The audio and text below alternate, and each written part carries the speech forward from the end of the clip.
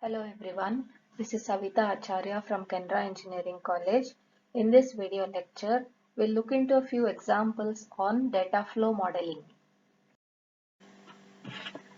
First one, we'll look into 4:1 multiplexer. Now we have already done this 4:1 multiplexer using data flow modeling earlier. So again, it's a repetition, but now on addition, they will be writing the 4:1 multiplexer using another method as well. So there are two methods where, under data flow modeling. There are two methods wherein you can describe the 4:1 multiplexer. One is using the logic equation and the other one is using the conditional operator. So as per the block diagram, the 4:1 multiplexer has got 4 inputs and 1 output and 2 select line, and this is the truth table which describes the behavior of the 4:1 multiplexer. Now I have defined the module, that is module mux41 out. These are the ports, IO ports, I0, I1, I2, I3, S1 and S0.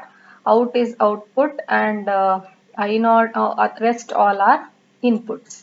Now using the logic equation, I can describe the behavior of the 4:1 multiplexer this way. Assign out equal to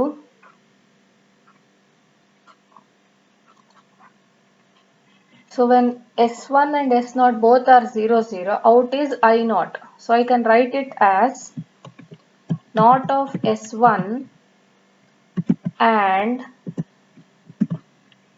not of S0 and I0. This I will put it in a bracket. Next, when S1 is 0 and S0 is 1, the output is SI1. So this I can write it as or not of S1 and S0 and I1. Similarly, when S1 is 1 and S0 is 0, it is I2.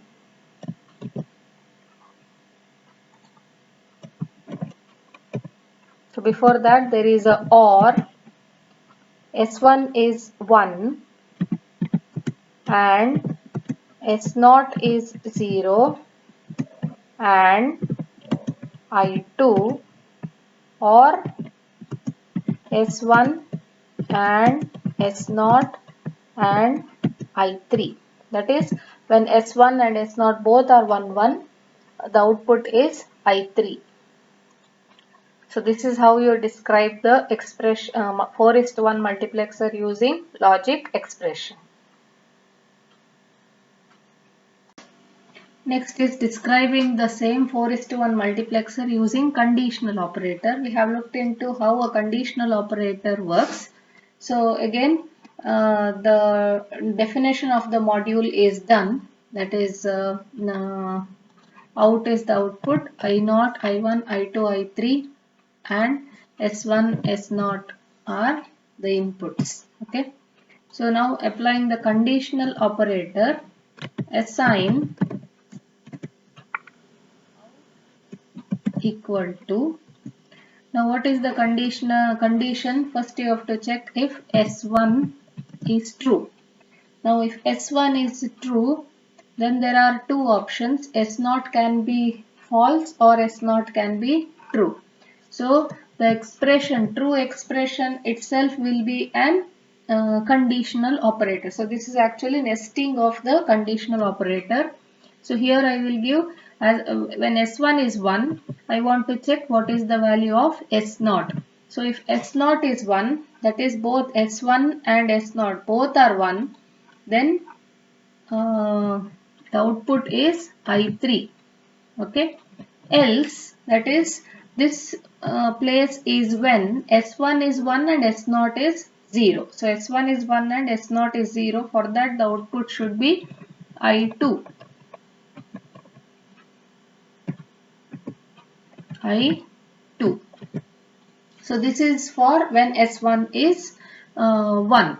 Now I will put a colon. Now what follows is the false expression of S1. That is when S1 is 0. So when again S1 is 0, I cannot decide the output unless I see what is S0.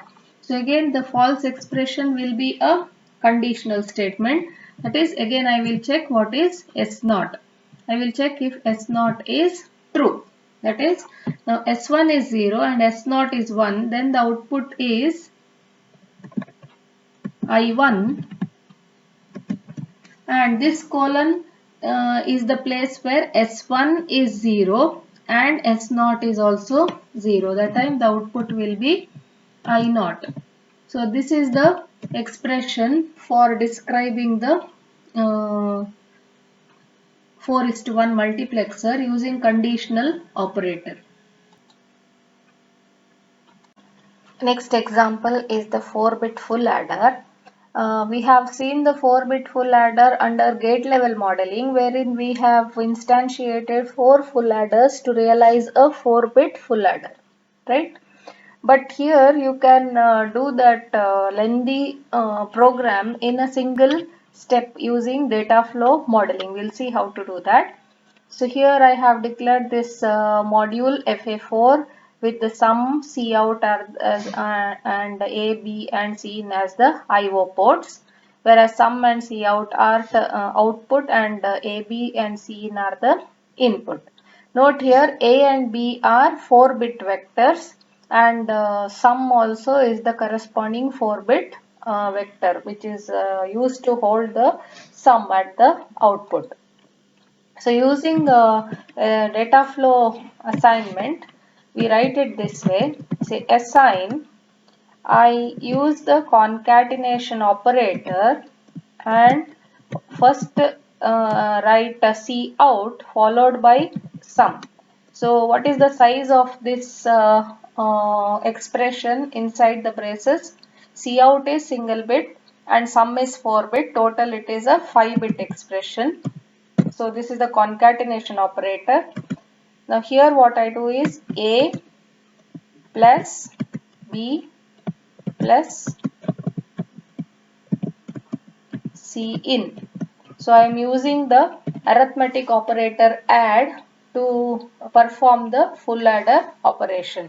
So A plus B plus C in will be added, and you obtain the result in the concatenated Cout and sum. Next example we will take is 4-bit carry look ahead adder. Okay, so whenever we want a n-bit adder, we'll be cascading n full adders, right? So here I have written the example of a 4-bit adder. The 4-bit adder comprises of 4 full adders. As you see, this is the first full adder, this is the second one, third one and fourth one. Okay, and each full adder will be adding corresponding bits of the two numbers. So A and B are the two numbers. Say A is a number and B is a number. Both are 4 bits, right? So the corresponding bits are A3, A2, A1, A0 and B3, B2, B1, B0. Okay, so the corresponding bits are being added for in each full adder. So the first carry in will be given to the first full adder, and the output of the first adder will be C1, which is some intermediate signal which will be cascaded as a input carry to the second adder, and so on. So finally the last carry out of the last full adder will be the carry out of the whole system, right? And here we get the corresponding sum bits. Now if you see, a full adder can be realized using, as you know, the full adder sum is A XOR B XOR C, right? Cin, right? So this is 1 bit, okay? So the full adder, if you see, it is the sum can be realized using one XOR gate, 3 input XOR gate, and the carry of a full adder is given by AB or BC in or AC in, right? So this can be realized using 3 2 input AND gates and a 3 input OR gate, right? If I give this is AB, this is BC in, this is AC in, and this will be carry out, right? This I am talking for a single bit adder, one full adder, right? So here the carry should go through one level of gates. This is one level and this is the second level, right? Unless the output of this is obtained, the OR gate cannot evaluate, right? So each carry out of a full adder requires two levels to come out, right? So for each full adder, as I told, two levels. So if I want to realize a 4-bit adder wherein I require 4 full adders, so the final carry out will be coming only after 8 levels. Say for each full adder 2 levels, so 8 levels. That is for a 4-bit adder. Generalizing, for a n-bit full adder, n-bit triple carry adder, it will have two n gate levels, meaning the final carry out will be available only after two n gate levels. So as the number of bits increases, the complexity or the delay also increases. This is the major drawback in case of ripple carry adder. So the one of the solution for overcoming this ripple carry delay is the carry look ahead technique. Okay, we'll look into the technique shortly. So here this is the truth table of a 1-bit full adder. So we'll analyze this full adder in a slightly different manner. So here I have, say, A and B both are 0 0, right? For this whatever may be the carry, the carry in, that is carry in is 0, for another case carry in is 1, for any case the carry out is 0. For the next case wherein A is 0 and B is 1, for two different values of the carry out is same, that is carry in is 0, carry out is 0, carry in is 1, carry out is 1. Similarly here for A1 and B0, the carry in and carry out are same, right? And the last case, when both A and B are 1 1, whatever may be the carry, so carry out is 1. Okay. So when A is equal to B,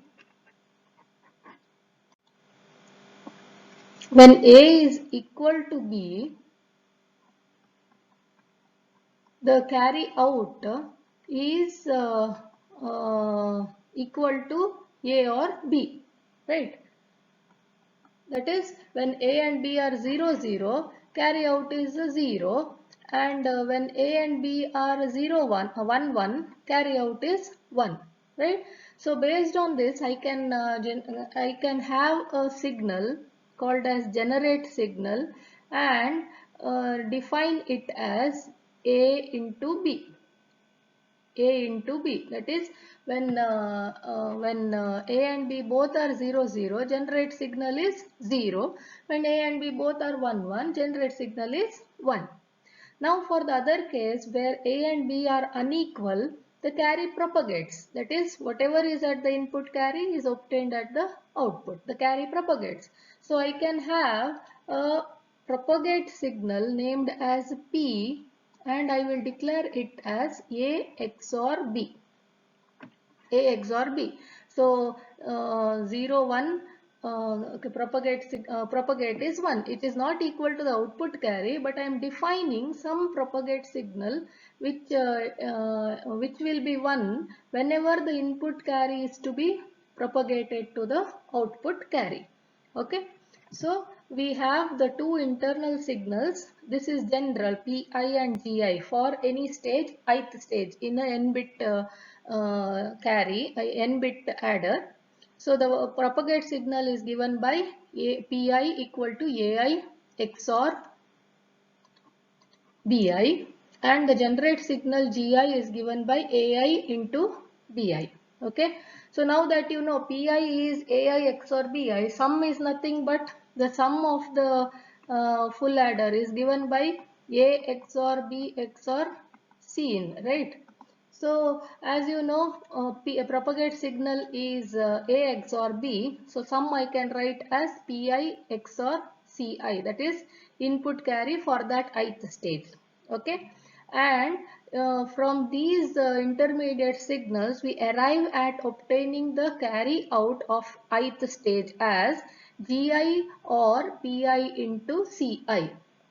So carry out of any ith stage will be equal to Gi or Pi Ci. That is Gi of that stage, Pi of that stage, and carry in of that stage will give you the carry out of that stage.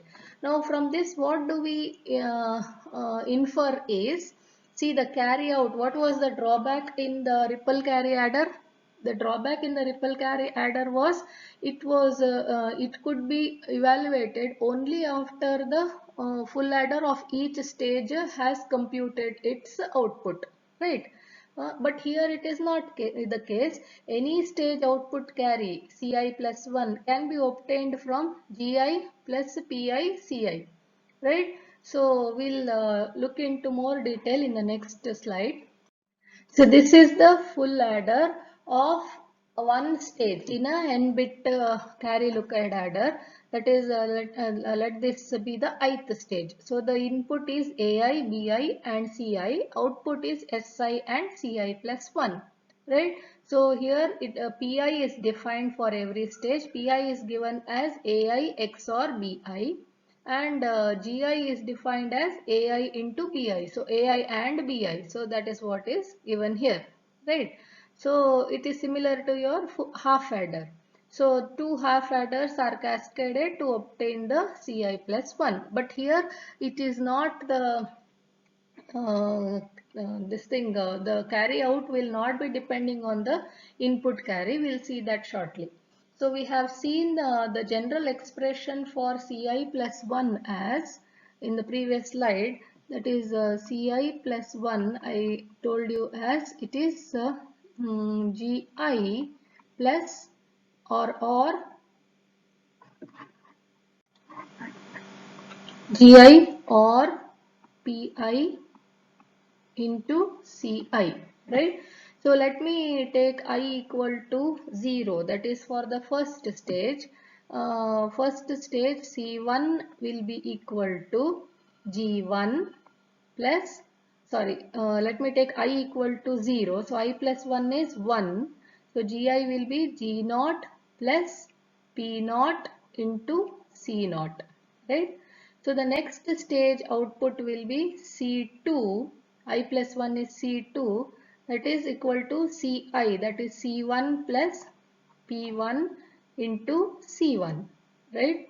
Sorry, this is G1. Okay.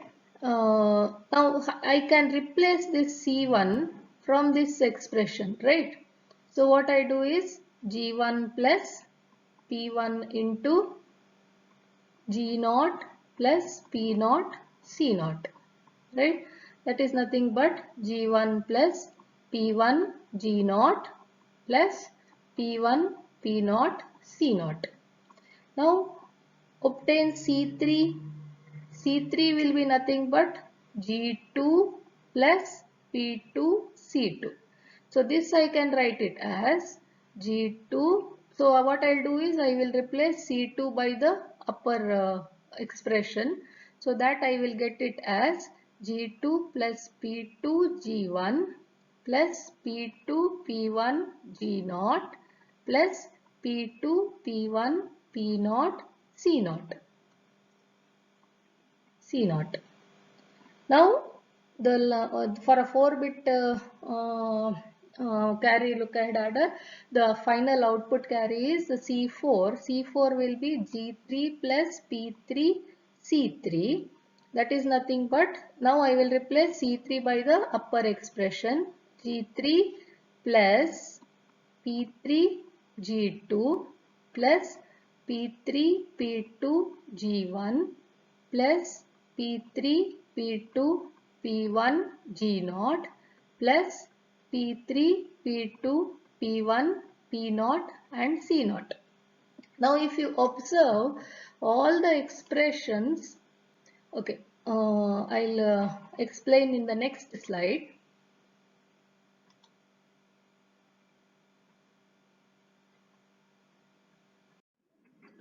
I have listed the expression for the carry out of each stage for a 4-bit carry look ahead adder. So from the expressions you can notice that C1, which is the carry out of the first stage, depends on G0, P0 and C0. C2, which is the carry out of the second stage, depends on G1, P1, G0, P0 and C0. Likewise, C3 depends on GIs and PIs and C0, as well as C4, which is the final carryout, also depends on GIs, PIs and C0. So from this what we infer is the GIs and PIs are computed from the input numbers. That is, GI is given by AI and BI and PI is given by AI XOR BI. Okay, so and C0 is nothing but the input carry. So all these A, B, AIs, BIs and C0 is available at the beginning itself. So the PIs and GIs can be computed at the beginning itself, and all the carryouts of any stage, whatever may be the number of bits, all the carryouts can be computed at the beginning itself. So to look at the number of levels required, say for each carry out we require two levels, two gate levels. That is, all these expressions are sum of products. So you need a product level for computing the product term, that is an array of AND gates, and OR gate, that is to compute the sum of these product terms, right? So carryouts of all the stages can be computed with the two levels, and PI or GI requires one level. To compute PI and GI we require one level. So 3, and finally we want to find the sum. So sum also requires, so sum you can only compute after the availability of CIs, right? Till CI it requires 3 levels. So from CIs you have to compute sum at each stage. So sum requires one more level. So 2 plus 1 plus 1, 4 levels are required for a carry look ahead adder. So concluding, the propagation delay is reduced to 4 gate levels irrespective of the number of bits in the adder. So now it is independent of the number of bits. In ripple carry adder, the propagation delay was proportional to 2 into n, where n is the number of bits, right? So here it is a constant, it is just 4 gate levels, whatever may be the number of bits. So this is the block diagram of the 4-bit carry look ahead adder. So this box, what is mentioned as 4-bit carry look ahead. So this box is going to consist of the circuitry for computing PIs, GIs and CIs. Okay. So and you have 4 full adders for 4-bit carry look ahead adder. So each full adder will get the corresponding bits of the two numbers, and the first stage of the full adder will get the C0, that is the input carry. This input carry is also given as input to the carry look ahead block. Okay. So by taking inputs AIs and BIs, it is going to calculate P0 and PIs and CIs, and from those PIs and CIs and C0, it will be computing the carry out of each stage which will be given as carry into the next stage. See here, C1 is given as a input carry to the second stage, C2 is the input carry to the third stage, and so on. So carry out, final carry out will be C4. Okay. We'll move on to write the Verilog code for the 4-bit carry look ahead adder. So I have already done the module definition, module FAR sum cout A B C in. So as you know, A and it's a 4-bit adder, so the inputs A and B are 4-bit vectors. Cin is a single bit. Similarly, output is also 4-bit vector, and cout is the final carry out, that is single bit. Now for carry look ahead technique we need TIs and GIs, and hence I have declared intermediate signals as wire P0, P1, P2, P3 and G0, G1, G2, G3. In addition to that, I need carry out at each stage, which I have declared as C1, C2, C3, C4. Now we'll proceed to compute the generate and the propagate signals. So first generate signal. Generate signal is given by Gi equal to Ai into Bi, right? So first I'll move on to compute G0. G0 is given by A of 0 and B of 0. Okay.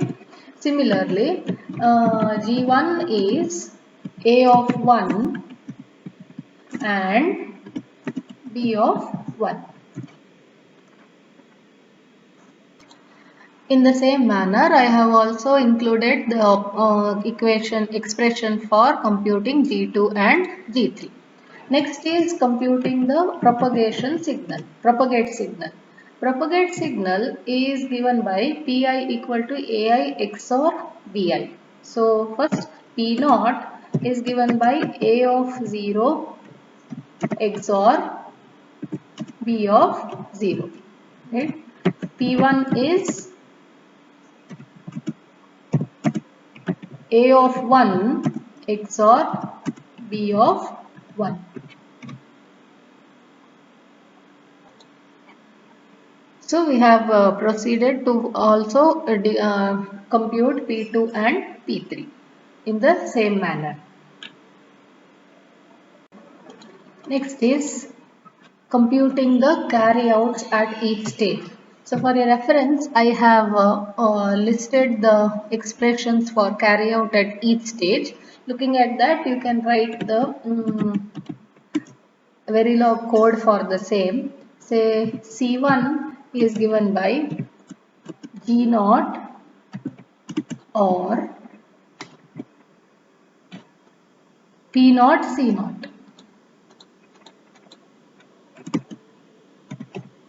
P0 and C0.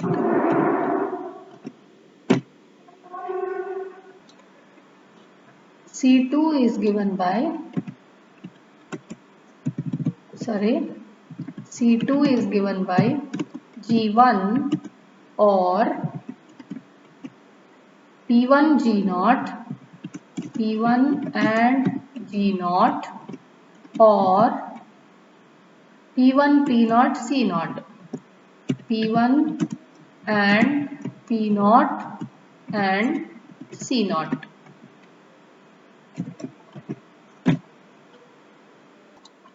On similar grounds, I have written the expression for C3 as well as C4 as per the equations described for carry look ahead technique.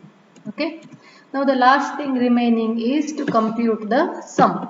So computing the sum is Pi XOR Ci, right? So S0, what is the name we have given for sum? It is sum. So sum of 0 is computed as P0 XOR C0, that is input carry of the first stage, right? Sum of 1 is P1 XOR C1. One small correction here.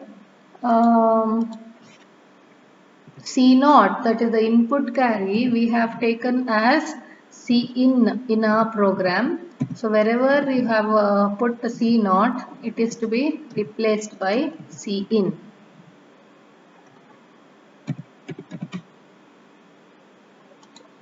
So here also. So and C4 is nothing but C out. So we have written the expression for sum for sum 1, sum 0, sum 2, sum 1, sum 2, sum 3.